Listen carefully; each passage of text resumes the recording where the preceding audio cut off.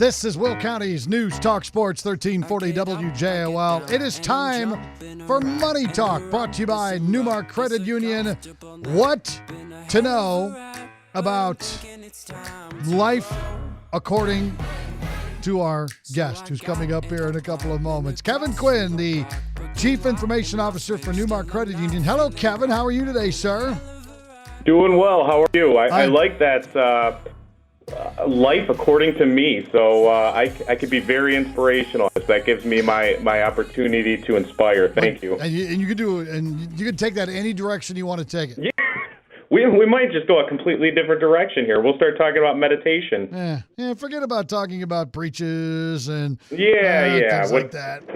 What's the fun in that? And those things don't matter, do they? Not at all. All right, so this is Money Talk. It's brought to you by NuMark Credit Union. And what is better than a car that suits your style? How about an auto loan that fits your budget? Purchase a new or pre-driven car, truck, or motorcycle with NuMark Credit Union. Rates as low as 2.49 APR for 37 to 75 months. Do more with your money at NuMark. Call NuMark today, 815-729-3211, or visit NuMarkCU.org to learn more. That's NuMarkCU.org. NuMark Credit Union, where you are family. We also want to remind you that at the end of the program, we're going to give away $25 Visa gift card compliments of NuMark Credit Union. Something Kevin says is going to stick with me, a lot of what he says, but I'm going to pick out one of the things that sticks with me, and I'll ask you a question at the end, and you be the first caller on that Church Furniture studio line, 254-7300, and you could win a $25 Visa gift card compliments of NuMark Credit Union. Kevin, how are things at the credit union? It's we're still in this transitional phase from being on COVID alert to still being alert about COVID, but to maybe getting things back to relative normalcy, if you will. How are things at the credit union? Oh, it's been interesting to say the very least.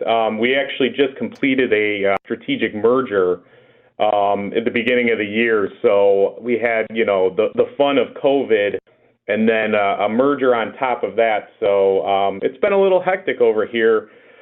But all for the better. I mean, COVID aside, the merger is really going to give us an opportunity to, leverage economies of scale and really get out there and, more community in the area. So we're excited about that. Obviously, COVID presented its own set of hurdles to getting everything accomplished. It's hard to really get that cohesiveness of a new team, when you can't really meet in person. So it definitely, presented some hurdles along the way, but, I think we've done a good job of it, and we've stayed busy over here, and that's a good thing. Good. All right. So for those who aren't familiar with Kevin, he's been on the program many, many, many times before. Talk a little bit about what your official title is and your job. Yeah, well, my name is Kevin Quinn, and I'm the Chief Information Officer over here at NuMark Credit Union. So I oversee, basically, being our size, we're not Chase Bank, we're not BMO, so it goes all the way from, security, watching over third-party relationships, down to actual, technical implementations, projects around infrastructure internally, around security internally, all the way into, getting involved in, new programs, new features, new functionality for our members to enjoy on our home banking and mobile banking applications. So it kind of runs the gamut here, and I enjoy it. It's always changing. The landscape in technology from both security and the application and functionality perspectives it changes. I can't even say daily anymore. It changes hourly. So it always stays interesting, and it's always intriguing to me. Oh, no doubt about that. All right, well, let's jump into some of the security issues that have been happening out and about. Tell us a little about the SolarWinds breach that we have seen so much about. Yeah, there was a big one that was really revealed back in December. So I'll try to preface this that I don't want to get too technical, but obviously with, the type of vulnerability and exploit that it was, there's going to be a few technical terms found in there, but back in December, this company, it's a cybersecurity firm that, they'll come out there and assess your organization. The name is FireEye. They came out and essentially said that they had found that they had been exploited, and in their internal investigations, they had found that the SolarWinds software was the culprit of the exploit. So this came out on a Sunday, I believe, is when they, initially released the report, and they detailed all the information.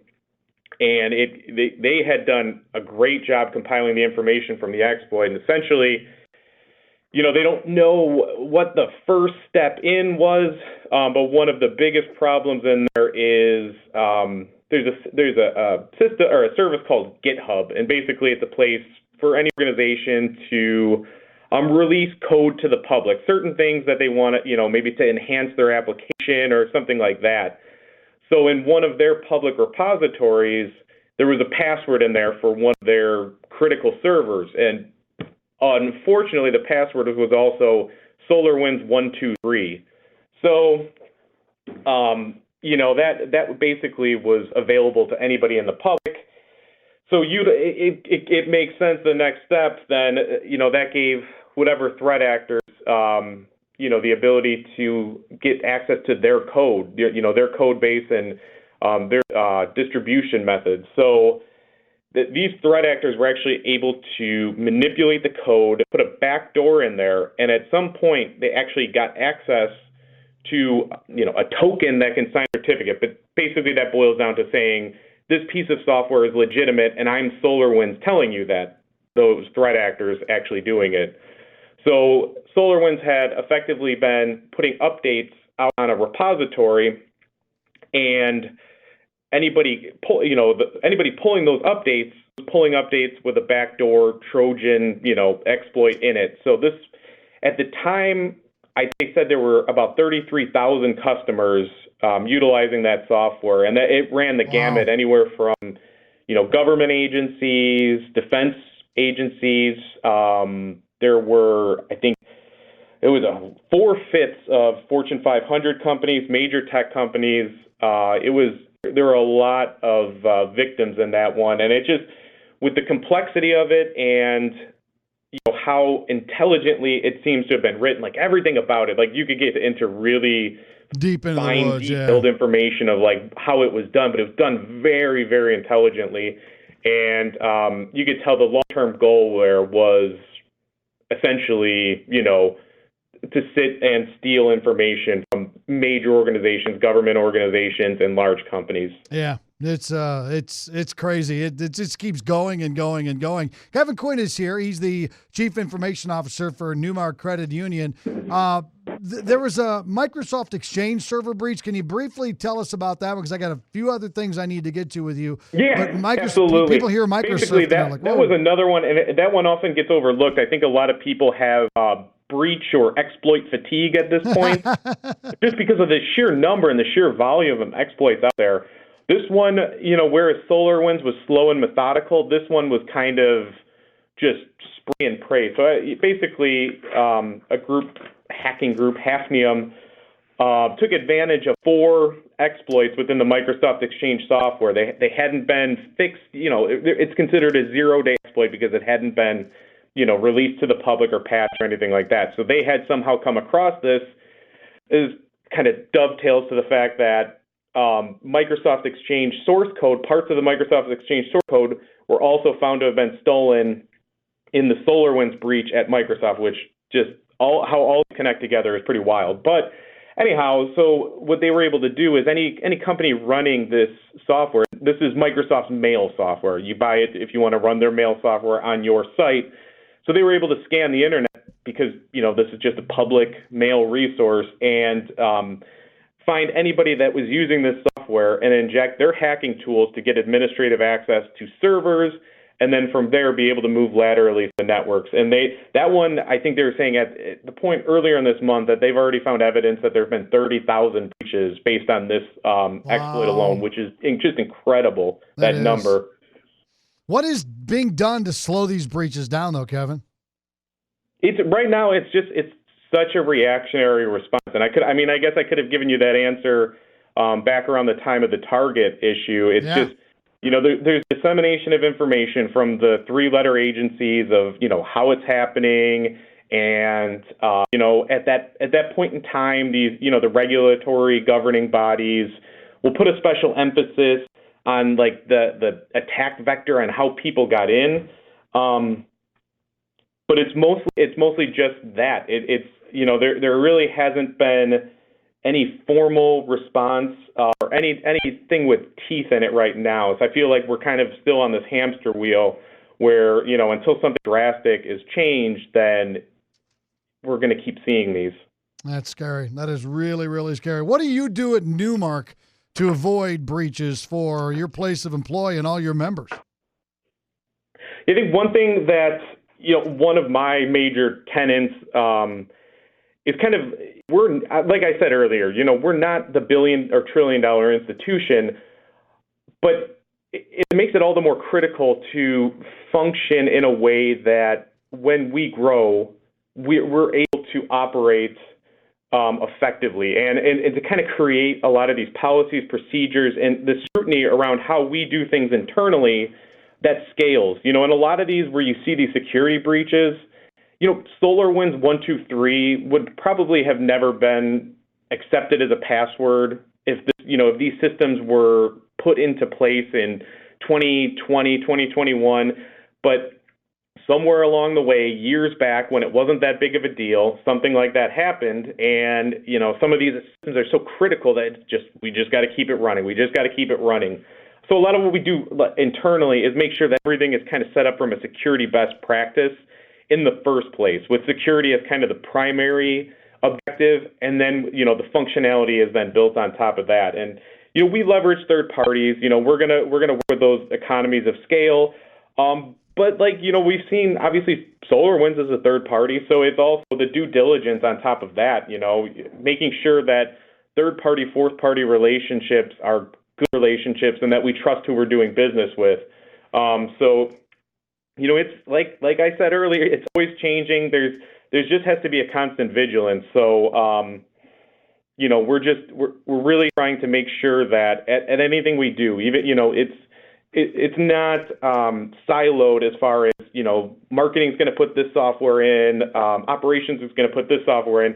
We kind of try to be at the heart of any of the implementations to make sure that security is the primary consideration, and then we build it out from an operational perspective. Kevin, how do we know if our information was compromised as a result of one of these breaches? I mean, do we get a warning? Do we get a heads up? Yeah, technically, these companies should be reaching out to any customers if their personal information was found or was discovered or was, exfiltrated during the course of a breach. But, I think one of the primary things to think of is, for every Microsoft or Target where they know, they're going to get hit. Like, there's going to be a reputational hit. There's going to be damage, but they're so big. They know that they're ultimately not going anywhere. For some of the smaller organizations, some of the, the ones who know that there are fierce competition, there's going to be a fear of that reputational hit and, the damage that comes out of it. So it's like for every, and this is my not so, perfect math, but I'd say for every one breach that's disclosed, there's going to be a dozen out there where you've never even heard it. And they're not contacting anybody because they're trying to sweep it under the rug. So I'd say constant vigilance is really important. Monitoring your bank accounts, monitoring credit card accounts, even if there's one where you keep a zero balance on it, set up alerts. Anything over $0, if a transaction is made, send me a text message or email. Check credit reports. I'd say that's really, more of that reactionary. It's hard to completely protect against these when you can't sit there in the SolarWinds data center and be like, that's kind of a weak password. Let's get a little complex there. So, and then the implications that trickle down from there. Okay, well, that happened, and then such and such who has my banking account information was running that software. Right. So it's tough. You can't wrap your arms around all of it. So really being reactive, but being reactive with vigilance on top of your personal information is very important. Right. Kevin, is there a place that we can go to, other than to call you, of course, but I don't think you're open to the public, the latest technology news? Do you have one or two places that you go to that you get all the great information? I say for like the general public, Krebs on Security is a really great resource. And you can almost kind of get, well, not almost, you get the feeling of how great he is just by how much the other side of the coin hates him, how much the threat actors, hackers, whatever you want to call them, how much they despise him. I think it was in the Exchange software, the Exchange breach software, they had actually named one of the hacking packages, KrebsOnSecurity.exe, to make people think that Krebs was in their environment. But he's a great resource. One of them that I really rely on, which is kind of non-traditional, is Twitter, and there's kind of an information security community on Twitter, and that's, I guess, Krebs is for the general public who are interested and want to know when something happens. The information security on Twitter is more for the nerds like me that want the latest information. They want it as it happens. They want the minutia and the details. It's a really great resource. There are some very popular follows out there on Twitter that are really heavily enmeshed in the information security world, whether they're working for one of the larger vendors or they're independent. So there's some really good information out there. That's actually how I found out about the SolarWinds breach, and finding out almost instantaneously was all of a sudden my Twitter blew up with a lot of these information security professionals saying, holy cow, FireEye just released a report and this is insane. Yeah, I got you. Absolutely. Kevin, as always, you are a rock star. We need more time when we talk to you because there's so much good information to get out there. But, folks, if you are a member at NuMark Credit Union, rest assured, Kevin Quinn, Chief Information Officer, and his group of very smart people are all over it. You can feel safe and secure knowing that they are working diligently to make sure that you and your money stay safe. Kevin, as always, brother, thanks for coming on. We appreciate it. Yeah, it was a pleasure talking to you. Have a great day. Okay. All right. And now we're going to give away a $25 Visa gift card. Here's how we're going to do it. 815-254-7300. I opened up the show. We talked to him about two different major security breaches. Name one of them. There was the blank breach and the blank breach. First correct caller on the Turk Furniture studio line will win a $25 Visa gift card, compliments of NuMark Credit Union. First correct caller, two major breaches we talked right at the start about, the blank breach or the blank breach. Name one of them and you win.